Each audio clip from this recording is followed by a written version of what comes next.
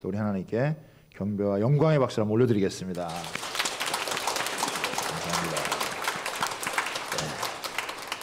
네. 오늘 설교 제목은 심판 후에 임하는 회복의 은혜라고 하는 제목으로 하나님 말씀을 나누도록 하겠습니다. 우리가 이제 오늘로서 이제 열왕기하의 묵상을 이제 마무리하게 되어집니다. 지난 몇 개월 동안 아주 긴 시간 동안 우리가 열왕기 상하를 묵상을 한 것 같아요. 아마 그 앞전에는 우리 사무엘 상하를 묵상을 해서 이스라엘의 전반적인 역사에 대해서 우리가 쭉 여러분 살펴봐 왔습니다. 이스라엘의 역사는 그냥 단순한 한 나라의 역사가 아니라 하나님과 어떻게 관계를 맺느냐에 따라서 개인뿐만 아니라 나라의 흥망성쇠가 결정되어지는 그런 모습을 우리에게 보여주고 있습니다. 그래서 우리 열왕기하의 이제 이 마지막 부분, 또 하필이면 또 우리 한 해의 마지막 날, 또 주일에 열왕기하의 마지막 부분을 우리가 살펴봄으로써 하나님께서 우리에게 주시고자 하는 메시지를 여러분 듣기를 원합니다. 저는 이 부분을 통해서 우리에게 주는 영적인 교훈이 매우 크다라고 이렇게 생각을 여러분 하는데요. 이 말씀을 한번 살펴보도록 하겠습니다. 사람이 살면서 어떤 사람들은 이제 사업을 하게 되잖아요. 근데 이제 사업이 항상 잘 되는 게 아니라 어떤 때는 사업이 어려움을 겪게 되어져서 또 부도가 나게 되어지고, 그러면 그동안 벌었던 모든 것들을 다 잃게 되어지기도 합니다. 살던 집도 경매에 넘어가게 되어지고 또 쫓겨나기도 하고, 그래서 겨우 이렇게 새빵을 얻어가지고 근근히 생활하기도 이렇게 하죠. 가구나 또 물건들도 다 이렇게 차압당하고 이런 일들이 또 있잖아요. 그러나 이렇게 몸이 건강하면 또 마음을 잃지 않으면 언제라도 다시 재기할 수 있는 그런 이제 기회가 있습니다. 그런데 전쟁이 나게 되어지면은 이런 개인적인 그런 어려움이나 힘든 거는 차원이 다른 것입니다.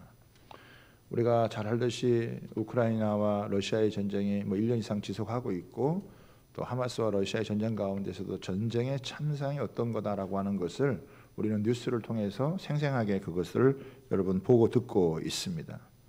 전쟁이 나고 또 전쟁에서 지게 되어지면은 모든 재산을 잃어버리게 되어지고 또 생명을 잃어버리게 되어집니다.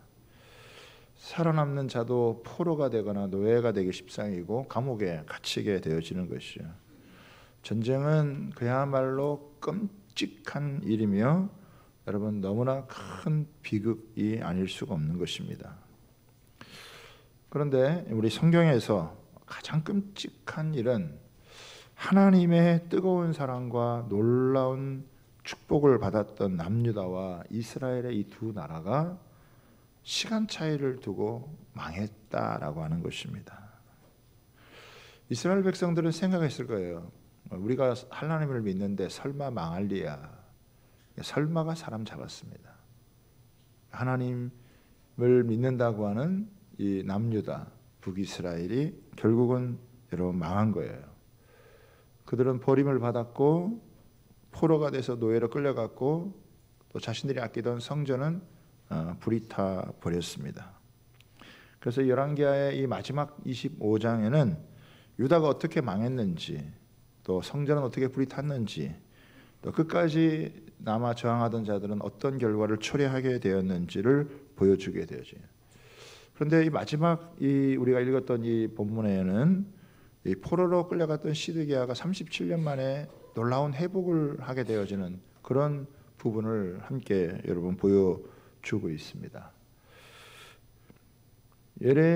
이 이스라엘 백성, 특히 이 예루살렘이 멸망할 때 활약했던 선지자가 예레미야라고 하는 선지자입니다.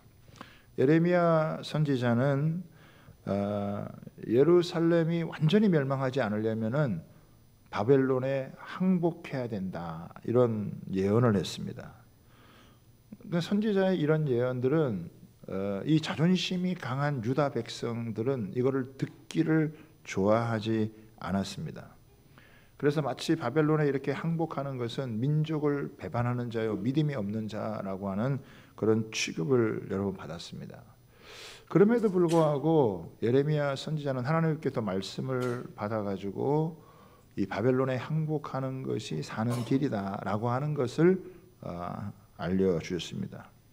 왜 하나님을 믿지도 않는 바벨론에게 하나님을 믿고 있었던 이스라엘 백성들이 항복하고 여러분 포로로 끌려가야 되느냐라고 하는 것입니다. 그건 단 한 가지 이유예요. 이스라엘 백성들은 씻을 수 없는 죄를 여러분 지었고 스스로 그 죄에서 벗어날 수가 없어요. 가만히 내버려두면 완전히 망하는 것입니다. 이런 거하고 비슷해요. 어떤 사람이 멀쩡하게 살아가는 것처럼 보였는데 어느 날 보니까 암병이 걸렸어요. 어떻게 해야 되겠습니까? 수술을 해야 되는 거죠. 살기 위해서는 수술을 해야 되는 거예요. 수술하는 과정이 아프죠. 살을 째야 되고 피를 흘려야 되고 고통스럽고 엄청난 그런 대가를 지불해야 되지만 수술을 하면 수술하는 것은 죽이기 위한 게 아니라 살리기 위한 것이듯이 이렇게 바벨론의 포로로 끌려가는 것은 그들이 하나님을 믿되 잘못 믿었고 하나님을 섬기되 잘못 섬겼기 때문에 그들이 영적인 수술을 하지 않으면 그들은 영원히 멸망하는 거예요. 그래서 그들을 살리기 위해서 하나님께서 극단의 조치를 이렇게 취해서 바벨론을 징계의 도구로 여러분 사용하는 거예요. 그래서 바벨론의 이런 지배를 받으면서 하나님을 떠나고 하나님을 저버리는 게 얼마나 비참하고 무서운 일인지를 깨닫게 됨으로써 진짜 참된 신앙을 회복하고자 하는 하나님의 놀라운 계획이 있었던 것이죠. 그런데 이 자존심이 센 유다 백성들은 그런 걸 싫어하는 것입니다. 하나님의 말씀을 듣지 않고 끝까지 저항하다가 비참한 결과를 여러분 맞이하게 되어졌다는 것입니다. 그래서 우리가 이렇게 인생을 살아가면서 고난이 찾아올 때, 어려움이 찾아올 때 분별을 해야 돼요. 이 고난이 무엇 때문에 왔는지에 대한 것들을 두 가지로 분별하는 겁니다. 어렵지 않아요. 내가 믿음을 잘 지키고 신앙을 잘 지키고 있는데도 어려움이 왔다. 여러분 이거는 신앙에 대한 시험이기 때문에 끝까지 싸워야 됩니다. 견뎌야 돼요. 버텨야 돼요. 감당을 해야 돼요. 이 일을 잘한 사람이 누구냐면은 히스기야 왕입니다. 히스기야 왕은 믿음을 잘 지켰어요. 그럼에도 불구하고 대적들이 쳐들어와 가지고 끝까지 저항을 했습니다. 그리고 하나님 앞에 간절히 매달려서 기도를 했어요. 그랬더니 하나님께서 그 아주 결정적인 타이밍에 하나님의 영을 보내셔서 18만 5천 명의 대적들이 한순간에 죽게 되어져서 놀라운 승리를 거두게 되어진 거죠. 그러나 이제 이 유다의 마지막 왕이었던 시드기야는 하나님을 제대로 섬긴 사람이 아닙니다. 그러니까 막 산 사람이에요. 우상을 섬기고 악을 행하고 잘못을 저질렀단 말이죠. 그러니까 우리 사람 몸으로 하면은 몸 관리를 제대로 안 했어요. 그냥 뭐 술 먹고 그냥 늦게 자고 몸에 온갖 악을 해줬단 말이에요. 그러니까 이때 착 어려움이 여러분 온 거예요. 그러면 어떻게 해야 되겠습니까? 이거 하나님 우리를 경고하시는구나. 이게 딱 돌아서야 되는데 그렇지 않고 끝까지 싸우겠다 이렇게 나오게 된 거예요. 여러분 하나님이 지켜주어야 하나님이 도와주셔야 승리할 수 있는데 하나님이 무슨 도와줄 수 있는 근거가 없어요. 하나님을 저버리고 악을 행하고 그동안 그렇게 잘못 살았는데 그러니까 이거는 자기의 잘못 때문에 자신들의 죄악 때문에 온 어려움이기 때문에 이때는 회개하고 돌이켜야 되는 거예요. 이때는 싸우면 안 돼요. 이때는 그야말로 하나님의 처방대로 엎드려야 되는 것이죠. 그런데 싸워야 될 때와 하나님 앞에서 엎드려야 될 때를 구분을 못한 이 시드기야는 끝까지 여러분 싸우게 되어집니다. 그래서 이 유다 나라가 철저하게 멸망을 하게 되어지는 그런 상황에 처하게 된 것입니다. 아마 이때 이 사람들은 그렇게 생각했을 것 같아요. 야, 뭐 이렇게 해서 죽거나 저렇게 해서 죽거나 뭐 마찬가지지 이렇게 생각을 했을 것 같아요. 그런데 여러분 똑같지가 않습니다. 재산을 빼앗기고 자유를 조금 잃는다 할지라도 자기 생명을 보존할 수 있으면요 나중에 기회가 오는 거예요. 그런데 나가서 끝까지 여러분 자존심 내려놓지 못하고 끝까지 싸우면 어떻게 되냐? 결국은 생명을 잃어버리게 되는 거예요. 모든 걸 다 잃어버리게 되어지는, 다시 재기할 수 있는 기회를 찾지 못하게 되어지는 것입니다. 참 이 하나님의 백성들이었던 이스라엘 백성들이 이렇게 멸망한다라고 하는 것은 우리에게 참 시사하는 바가 많은 것 같아요. 그런데 놀라운 건 뭐냐면 이스라엘이라고 하는 나라가 이렇게 멸망을 당해도 하나님의 구원의 역사는 중단되지 여러분 않습니다. 저는 이게 참 놀라운 것 같아요. 어떤 분이 그래요. 목사님, 교회도 망할 수 있습니까? 교회도 망할 수 있어요. 망하는 교회 있습니까? 망하는 교회 있습니다, 여러분. 우리도 정신 못 차리면요 망하는 교회가 될 수 있어요. 망하는 교회 다니는 사람들은 불행한 교인들이죠. 우리가 안 망하기 위해서 우리가 정신을 차려야 되는 거예요. 안 망하기 위해서 말씀에 주목을 해야 되는 거예요. 교회도 이스라엘도 망했는데 교회가 안 망한다. 여러분 역사 가운데 망한 교회들 많습니다. 여러분 지금도 문 닫는 교회들 많고 망한 교회들 여러분 많습니다. 어떻게 하면 망하지 않고 우리가 어려운 가운데도 하나님의 승리를, 회복의 역사를 경험할 수 있다. 이거 우리가 주목해야 되는 거거든요. 근데 우리가 연말과 연초에 이런 부분을 우리가 잘 이 말씀을 통해 나누는 건 굉장히 여러분 중요한 부분인 것 같아요. 유다의 나라들이, 이 사람들이 이제 똑같은 한 나라의 백성이었지만은 믿음을 갖고 있는 사람들과 그렇지 않은 사람들은 이렇게 대처하는 방법이 다르겠죠. 어떤 사람들은 바벨론 포로로 끌려갔다가 오랜 세월이 있었지만 다시 회복되어 돌아온 사람들이 있어요. 그러나 끝까지 저항하다가 싸운 사람들은 그 사람들은 거기서 죽었어요. 그래서 우리는 영적인 분별력을 가지고 우리가 이 시대 가운데서 어떻게 살아야 되는지, 우리가 어떻게 영적으로 살아남을 수 있는지, 그리고 다시 회복해서 더 놀라운 하나님의 축복 가운데 쓰임받을 수 있는지에 대한 부분들을 우리가 지혜를 갖고 살펴봐야 되는 것입니다. 우리가 이 세상에서 한 가지 일을 다 당해도요 하나님은 언제나 새 일을 하시는 분이기 때문에 잘못한 것이 있으면 회개하고 돌이키고, 또 믿음을 갖고 있음에도부터 어려움이 찾아오면은 견디고 참으면요 하나님의 새로운 일들이 펼쳐진다고 하는 것을 믿으시기를 주님의 이름으로 부탁하고 축복합니다. 그래서 우리가 한 해를 잘 마감하고 새해 소망을 가지고 다시 달려가기 위해서 오늘 우리에게 주시는 이 말씀이 정말 적절하게 필요한 말씀이다라고 저는 믿습니다. 두 가지를 살펴보려고 합니다. 첫 번째는 뭐냐면 하나님의 말씀을 무시하고 불순종하면 끔찍한 결과를 초래한다는 것입니다. 우리가 성경을 읽지는 않았지만 우리가 1절부터 한 3절까지를 한번 여러분 보도록 하겠습니다. 여러분 성경을 펴시고 여러분의 성경을 펴시고 또 여러분이 살펴보도록 하겠습니다. 1절에서 또 3절까지를 보면 이렇게 함께 있습니다. 시작. 시드기야 제9년 열째 달 10일에 바벨론의 왕 느부갓네살이 그의 모든 군대를 거느리고 예루살렘을 치러 올라와서 그 성에 대하여 진을 치고 주위에 토성을 쌓음에 그 성이 시드기야 왕 제11년까지 포위되었더라. 그의 넷째 달 9일에 성중에 기근이 심하여 그 땅 백성의 양식이 떨어졌더라. 여러분 바벨론이 이때 처음 쳐들어온 건 아니고 그 앞서 쳐들어와 가지고 유다의 왕이었던 여호와긴과 많은 사람들을 포로로 끌고 바벨론으로 여러분 갔습니다. 이 여호와긴을 왕으로 내린 다음에 그 여호와긴의 숙부였던 마따디아나를 이름을 바꾸어서 시드기야라고 이름을 고치고 유다를 다스리게 했습니다. 그런데 이 시드기야가 몇 년 있다가 이 바벨론에게 반기를 들고 반역을 했습니다. 그러자 이 바벨론이 다시 군대를 거느리고 쳐들어와 가지고 예루살렘을 포위를 했습니다. 여러분 예루살렘은 굉장히 견고한 성이에요. 그래서 백성들이 힘을 모아가지고 저항하면은 굉장히 버틸 수 있는 곳이 예루살렘입니다. 그러니까 주변에다가 이 바벨론 군대가 토성을 쌓는 거예요. 이게 토성을 쌓아가지고 그 성벽을 가기 위해서 토성을 쌓. 이게 옛날에 로마가 여러분 했던 그런 방법이죠. 그래서 3년이라는 세월을 보내게 되어져요.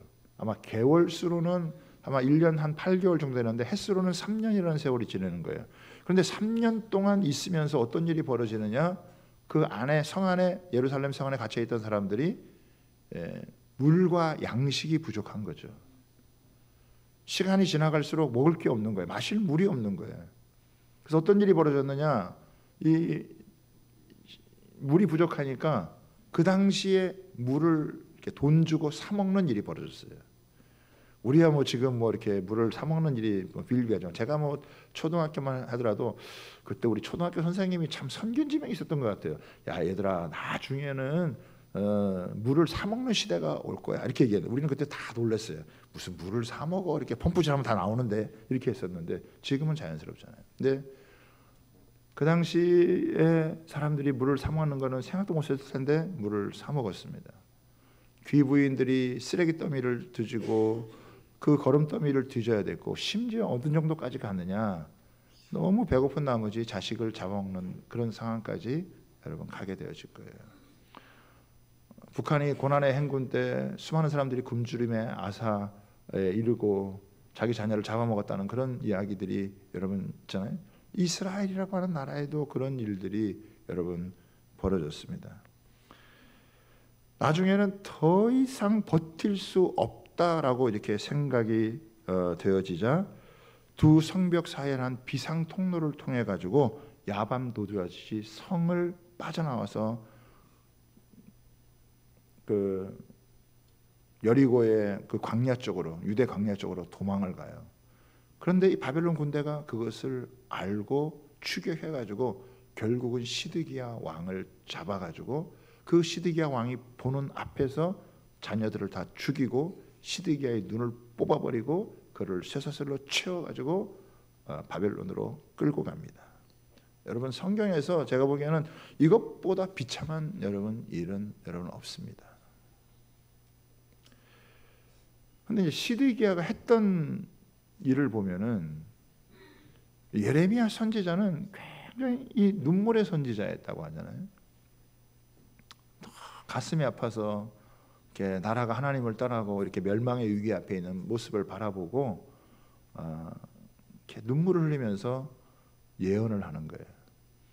그냥 말을 하는 게 아니라 두루마리에다가 이렇게 성경을 적어가지고 그거를 이제 시드기야에게 보내주는 거예요. 바벨론에 항복하고 자존심이 상하지만 항복하고 엎드리면 완전히 멸망하지는 않고 살 수는 있다.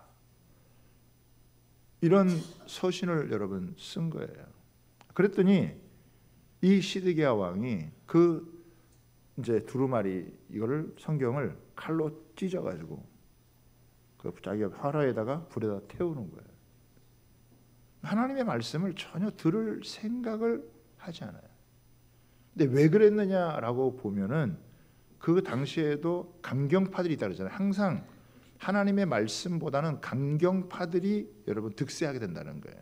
그 강경파들이 만약에 우리가 바벨론 예레미야 선지자의 말을 듣고 바벨론에게 항복한다 이러면은 왕이라도 탄핵시키고 끌어내려 가지고 여러분 제거할 것 같은 이런 두려움 때문에 사람 눈치를 보고 그리고 결단을 하지 못하고 그냥 말씀은 불태워버리고 그냥 그 강경파의 이야기를 듣고 끝까지 여러분 저항을 하는 거예요.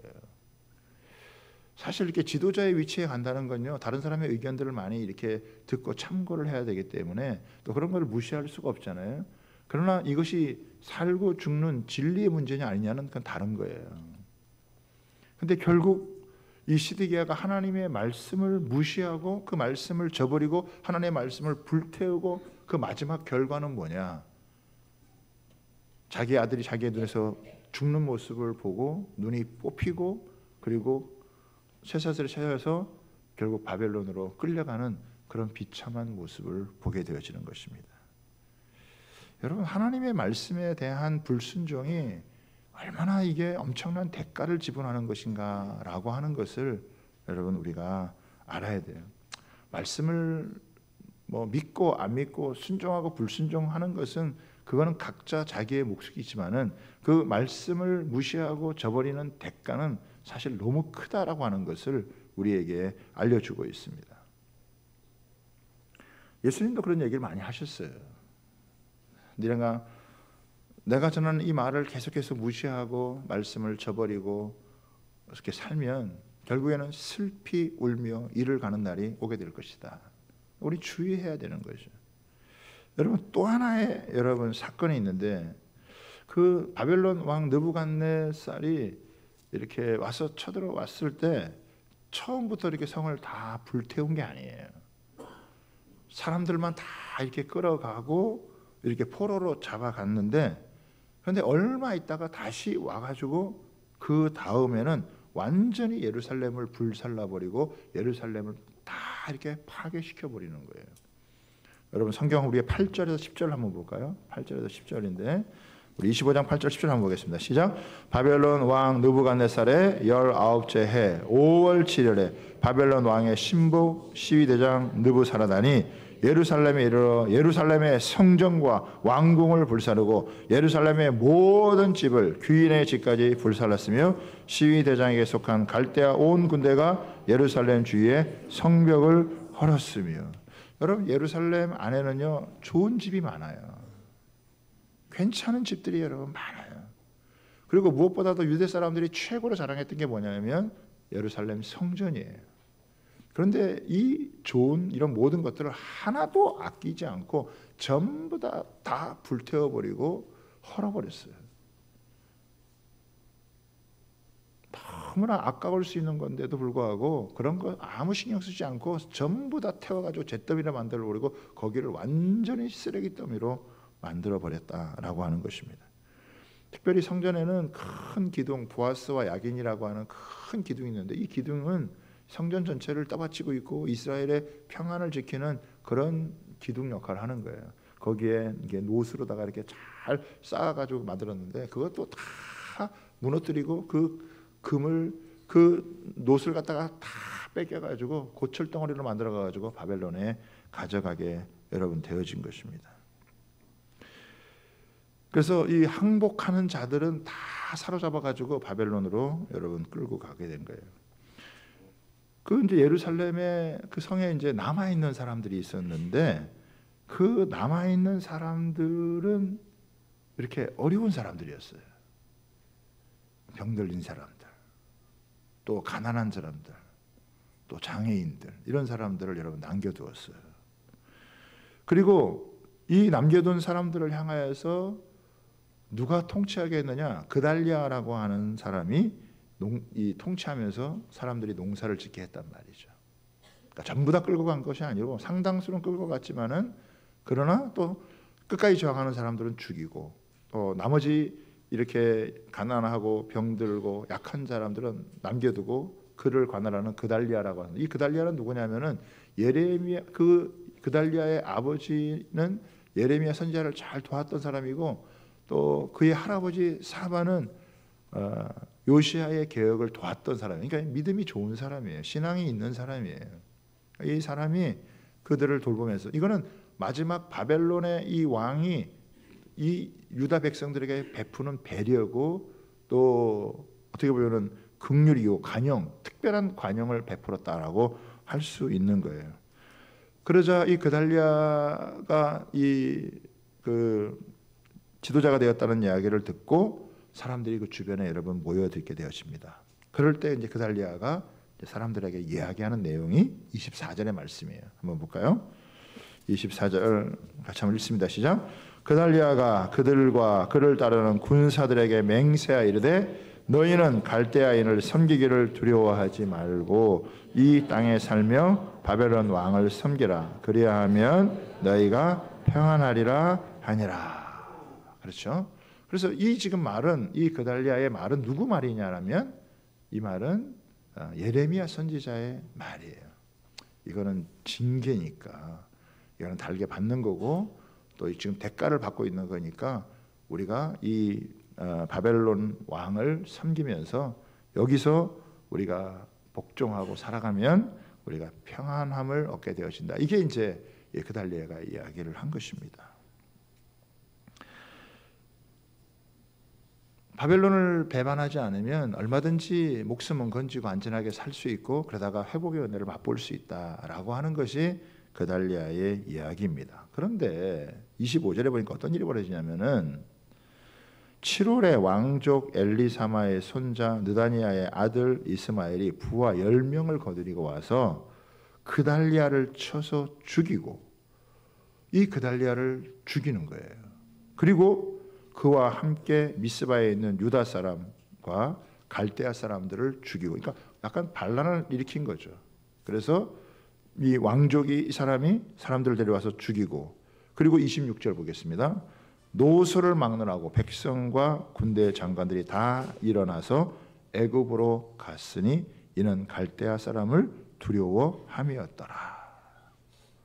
그러니까 이 하나님의 말씀을 지키고 있는 이 그달리아를 그 중에서 또 강경파였던 이 사람들이 와서 이 그달리아를 죽이고 사람들을 싹 데리고 어디로 가느냐? 애굽으로 가는 거예요. 왜 애굽으로 가겠어요? 애굽으로 가면 안전하다. 애굽으로 가면 살 수 있다라고 여러분 생각을 한 거예요. 그러니까 하나님의 말씀을 저버리고 지금 이 시드기야라고 하는 왕도 그랬지만은 또 그 중에 있는 이 강경파에 있는 사람도 지금 뭘 하고 있냐면 하나님의 말씀을 저버리고 지금 이 그달리아를 죽이고 애굽으로 간 거예요. 자, 그런데 어떤 일이 벌어졌느냐? 이 바벨론이 유다를 정복하고 끝낸 게 아니라 유다를 정복한 다음에 그 다음에 애굽으로 가가지고 이들을 다 죽여버립니다. 살려고 피신해 간 그 길이 여러분 죽음의 장소가 된 거예요. 여러분 하나님의 말씀이 없으면 살려고 발버둥치러 간 그 자리가 멸망의 자리고 그 자리가 죽음의 자리가 되어지는 거예요. 사람들이 잘 살기 위해서 넓은 길로 가지만 그 넓은 길이 결국 멸망의 길이 되는 거잖아요. 하나님의 말씀이 없으면 백성들이 방자에 행한다는데 방자에 행한다는 것은 뭐냐면 자기 생각대로 움직이는 거예요. 그런데 그 생각이 영의 생각이 아니라 육신의 생각이기 때문에 결국 멸망의 길로 가는 거예요. 어렵고 힘들더라도 말씀을 쫓아가면 그 속에 생명이 있고 회복의 역사가 있는데 자기들이 살려고 간 그 길이 거기가 무덤이 될 거라고는 상상을 여러분 못했겠죠. 여러분 말씀을 저버리고 살아가는 것이 시드기야나 또 한편으로는 이 사람들이 얼마나 이런 그 말씀을 저버린 대가를 톡톡히 보고 있는가라고 하는 것에 대해서 여러분 우리에게 보여주는 거예요. 여러분 주의 말씀은 내 발의 등이요 내 길의 빛이다 라고 했습니다. 우리가 하나님 말씀을요 이렇게 잘 주목하는 게 굉장히 중요한 거예요. 막 행동하고 움직이기 전에 그냥 잠잠히 하나님의 말씀을 보는 게 내가 멸망으로 가지 않는 길이 될 수 있는 거예요. 서둘러 간다고 자기가 살 길을 찾아간다고 하는 그 길이 오히려 무서운 멸망의 길이 될 수 있다는 것을 우리는 알아야 돼요. 우리는요 넓은 길로 가서 멸망의 길로 갈 것이냐 아니면 좁은 길로 가서 생명의 길로 갈 것이냐 인생의 이 두 길이 있는 거예요. 말씀이 아니고서는 우리가 그 길을 육신적으로는 분별할 수가 없다는 것을 여러분 알아야 됩니다. 마지막 두 번째는 뭐냐? 하나님의 말씀에는 심판 후에 징계 후에 하나님의 크신 은혜가 있다는 것을 선포하고 있다는 것입니다. 이게 우리가 아까 읽었던 이 여호와긴에 대한 말씀이에요. 여러분 왕이 포로로 끌려가가지고 37년이나 죄수복을 입고 감옥에 있었어요. 그러면 더 이상 희망이 있다라고 생각할 수 있습니까? 37년이라고 하는 세월 동안 왕이 다른 나라의 죄수로 잡혀가가지고 감옥 생활을 하면서 비참하게 있는데 그러면 무슨 희망이 있고 소망이 있다라고 여러분 생각할 수 있겠냐는 거예요. 그런데 이 바벨론의 왕이 바뀌면서 이 여호와긴이라는 왕이 신분이 회복이 되는 거예요. 다른 모든 아마 그 감옥에 이 유다의 나라의 왕만 잡혀온 것이 아니라 여러 나라의 왕이 잡혀왔던 것 같아요. 그 중에서도 유다 나라의 이 왕이었던 여호와긴을 특별히 그를 존중히 여기고 그의 모든 것들을 회복시켜 여러분 주는 모습을 보게 되어지죠. 여러분 28절 한번 보겠습니다. 28절 보게요. 그에게 좋게 말하고, 그 앞에 절에 보면은 그의 그 머리를 들게 하고, 그죠? 아마 죄수로 있으니까 얼마나 그 머리를 숙이고 처져 있겠어요. 근데 머리를 들게 하고, 사랑하는 여러분, 머리를 드시기를 바랍니다. 머리를 드세요.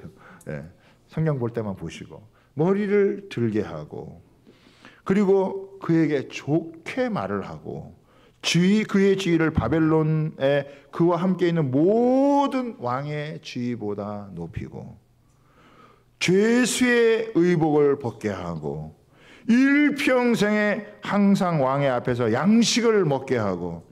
30절 같이 있습니다. 시작. 그가 쓸 것은 날마다 왕에게서 받는 양이 있어서 종신토록 끊이지 아니하였더라. 여러분, 이거 너무 놀라운 일이 아닙니다. 너무 기가 막힌 일이 아니에요.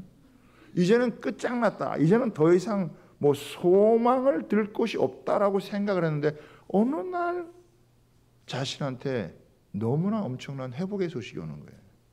죄수의 옷이 벗겨지고, 머리를 들게 하고, 좋은 말을 하게 하고, 필요한 모든 것들을 여러분 공급해 주고, 정말 생각지도 못한 이런 기이하고 놀랍고, 진짜 얼굴을 몇 번 꼬집었을 거 아니에요. 이게 현실이냐, 이게 진짜 내가 살고 있는 현실인가라고 하는 걸 갖다가 얼굴을 꼬집으면서 여러분 확인하려고 하지 않았을까요? 여러분들 중에는 나름대로 열심히 살았는데 뭔가 일이 꼬여서 풀리지 않아가지고 머리를 숙일 수밖에 없고, 이렇게 눌려 살고 뭔가 당하고 풀리지도 않고 해결도 안 되고 앞날이 보이지 않고 막막하기만 하고 답답하기만 하고, 그런 분이 계실지도 모르겠어요. 짧은 순간 이런 게 확 바뀌어지면 좋은데 이게 확 바뀌어지지도 않고 몇 년이 지나갔는데도 불구하고 아무런 변화가 없고 달라질 기미도 보이지 않고, 뭐 상황이 나아질 거라고 기대도 하지 못하고. 여러분, 그런데요, 하나님 말씀에는 이런 뭐가 있느냐 하는 게 중요한 거예요. 여러분, 이사야 61장 7절 한번 보실까요? 여기 띄워드릴 테니까 한번 보시면 돼요. 이사야 61장 7절. 제가 단적으로 이렇게 말씀을 드리도록 하겠습니다. 같이 한번 읽습니다. 시작. 너희가 수치 대신에 보상을 배나 얻으며 능력 대신에 몫으로 말미암아 즐거워할 것이라. 그리하여 그들의 땅에서 갑절이 없고 영원한 기쁨이 있으리라. 아멘. 수치 대신에 보상을 배나 받고 능력 대신에 몫으로 말미암아 즐거워하고, 그리하여 그 땅에서 지금까지 당하고 고생하고 괴롭고 아팠던 것에 갑절에 여러분 은혜를 잊게 되어지는 거예요. 이게 어디에 약속되었냐? 성경에 약속되어져 있는 거예요. 내 현실은 너무 막막하지만, 너무 답답하고 변화될 것 같지 않지만, 우리가 성경을 주목하는 이유가 뭐냐? 이사야 선지자를 통해서, 예레미야 선지자를 통해서 이들의 미래가 예언되어져 있다라고 하는 거예요. 그리고 이 말씀이 이 여호와긴에게 성취됨으로 인해서 여호와긴 이 대표가 되는 거죠. 여호와긴에게만 아니라 이스라엘 백성 전체에게 이래서 그 이스라엘 백성들에게 자유가 주어지고 그 땅에서 누리게 하고, 그리고 나중에 어떻게 해요? 다시 바벨론 포로에서 회복되어져서 그 70년 동안 그 바벨론 포로에 있던 백성이 다시 와서 나라를 건설하고 회복해하는 이런 역사가 여러분 있었다라고 하는 거예요. 그래서 긴 이스라엘의 역사가 여러분 오게 되어지는 거예요. 쭉. 그런데 우리가 또 알다시피 이스라엘에게도 한때 좀 회복되는가 하더니 메대 바사가 쓰고 헬라가 쓰고 로마가 쓰면서 나라가 잃어버리고, AD 70년에 로마의 디도 장군이 와가지고 나라를 점령함으로 해서 이스라엘이라는 나라가 지도상에서 완전히 사라져 버렸어요. 그리고 1900년 동안 모든 것이 끝난 걸로 생각했단 말이에요. 그런데 1948년 여러분 5월에 다시 기가 막히게 나라가 다시 여러분 세워지게 되어지는, 그리고 지금 역사의 일을 이어져 오는 거예요. 저는 이 이스라엘이라고 하는 역사를 하나의 샘플로 보여주는 거라고 생각을 해요. 하나님이 뭘 보여주시는 거냐. 특별히 여러분 신명기에 보면은 이런 말씀이 있어요. 신명기 28장에 보면은 축복과 저주의 말씀이잖아요. 순종하는 자에게는 들어가도 복을 받고 나가도 복을 받고 떡반죽거리에게도 복을 받고 들에서도 복을 받고 자녀들이 복을 받고 모두가 복을 받아요. 그러나 하나님의 말씀을 불순종하면 들어가도 저주를 받고 나가도 저주를 받고 이렇게 해도 안 되고 저렇게 해도 안 되고 아무 일도 안 된다는 거예요. 하나님께서 이스라엘 백성들에게 출애굽한 이스라엘 백성들 시내산에서 이 언약을 여러분 주셨다라고 하는 거예요. 그런데 이제 문제는 뭐냐면은 이 말씀을 알아요. 그런데 이게 안 지켜지는 거예요. 못 지켜지는 거예요. 그래서 하나님이 다윗과도 언약을 맺으시고 이렇게 쭉 언약을 맺고 왔는데 결국은 하나님의 말씀에 순종하면 축복을 얻을 수 있고 그 말씀을 저버리면 불순종하면 저주를 받는다. 이거 아는데도 불구하고 그러면 다 저주의 길을 가지 않고 축복의 길을 가야 될 거잖아요. 근데 이스라엘이라고 하는 나라도 멸망의 길로 갔고 유다라고 하는 나라도 멸망의 길을 갔고 이스라엘 백성 전체가 구약이 다 실패로 끝난 거 아니잖아요. 끝났잖아요. 그죠? 그러니까 하나님의 말씀이 주어져도 우리 인간은 그 말씀을 지킬 수 있다 없다? 있다 없다? 여러분 대답 확실하게 하세요. 하나님의 약속의 말씀이 주어져도 그걸 지킬 수 있다 없다? 있다 없다? 아유 똑바로 대답하세요. 있다 1번, 없다 2번. 말씀을 지킬 수 있다 없다? 아 지킬 수 있으면 유다와 이스라엘이 왜 망하겠어요? 못 지키니까 망하는 거죠. 그래서 하나님이 누굴 보내주셨어요? 예수님을 보내주셔서 말씀을 오셔서 말씀을 100% 순종해서 말씀을 성취해줬고 그 예수를 믿는 자마다 하나님께서 이 놀라운 회복의 은혜가 있다는 것을 말씀해 주시는 거예요. 이스라엘 백성들을 망했지만 회복시켜준다는 말씀을 주었듯이 이스라엘이라는 한 나라를 여러분 회복시켜주는 정도가 아니라 이제 예수 그리스도를 통해서 우리 모든 인생의 여러분 죄로 말미암은 저주를 다 쓸어내고 예수 그리스도로 말미암은 하늘의 축복을 회복의 은혜를 죄값을 여러분 2배나 치러가지고 우리로 하여금 2배의 보상을 받을 수 있도록 구원의 문을 은혜의 문을 활짝 열어놓으셨다라고 하는 거예요. 아멘입니까? 하나님의 말씀을 믿고 순종하면 여러분 가나안 땅에 들어가가지고 그 가나안 땅을 축복의 동산으로 여러분 만드는 거예요. 그런데 그들이 그걸 만들다가 실패를 여러분 한 거죠. 근데 이제 예수 그리스도로 말미암아 우리에게 진짜 축복의 여러분 기회가 온 거예요.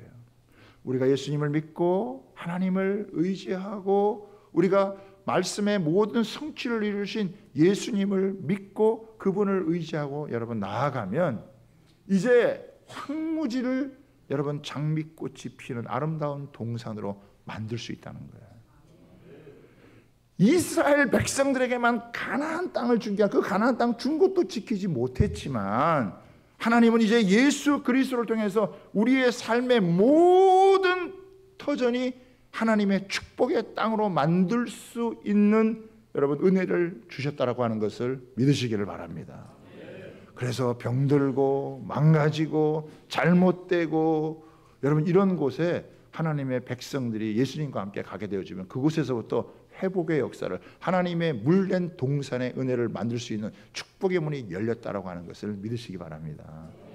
우리가 그냥 예수 믿고 내가 죄 사해지고 용서받았다 이것으로 끝나지 아니하고 그 빼앗겼던 것들을 다시 되찾고 회복하고 이런 황무지 같은 세상, 황무지 같은 가정, 황무지 같은 우리 직장, 황무지 같은 내 삶에 이것을 예수 그리스도로 말미암아 하나님의 성령의 역사로 말미암아 하나님께서 어떻게 해요?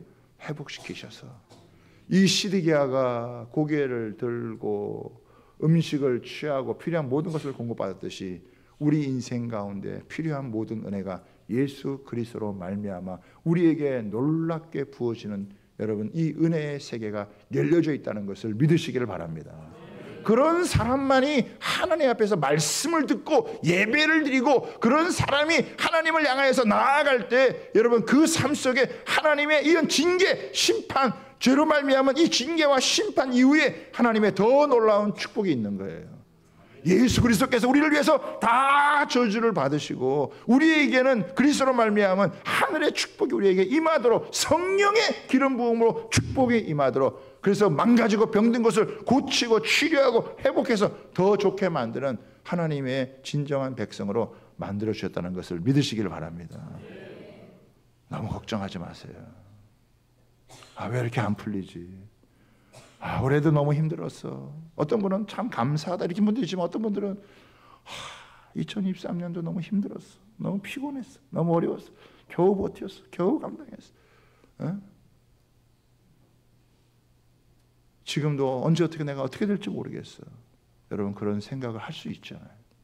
그만큼 여러분 사는 게 쉽지 않아요.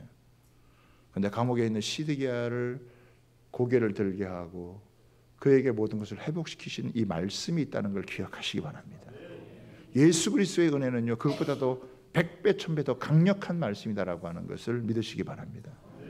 그래서 말씀이 내 영혼 가운데 들려지기를 여러분 구하고 그 말씀을 붙들고 하나님 앞에 찬양하며 나아가게 될 때요 여러분 죄의 저주를 넘어선 하나님의 은혜의 축복이 우리의 삶을 얼마나 축복되게 하는지 얼마나 영광스럽게 하는지 그것을 기대하시기를 주님의 이름으로 축복합니다. 그래서 제가 송구영신 예배 때 땅에 살지만 하늘의 영광을 누리고 살아가는 왕노릇하는 이 말씀을 제가 전하고 싶은 마음이 막 강렬하게 생겨가지고 오늘 송구영신 예배 때는 그 말씀을 여러분 나누도록 하겠습니다. 말씀을 저버리고 살아가면 참 너무 비참하지만 그러나 말씀에 담겨있는 이 축복의 말씀을 믿고 그리스도를 바라보며 나아가면 어느 순간 성령이 우리를 일으켜 세워주시고 우리의 망가지고 병들어간 것들을 치유하고 회복하고 우리의 삶 속에 여러분 하나님께서 황무지와 같은 것들도 아름답게 변화시키는 귀하고 놀라운 역사가 있다는 것을 믿으시고 여러분 이 연말 연초에 주님을 간절히 찾고 나아가는 은혜가 있게 되기를 주님의 이름으로 부탁하고 축복합니다. 아멘.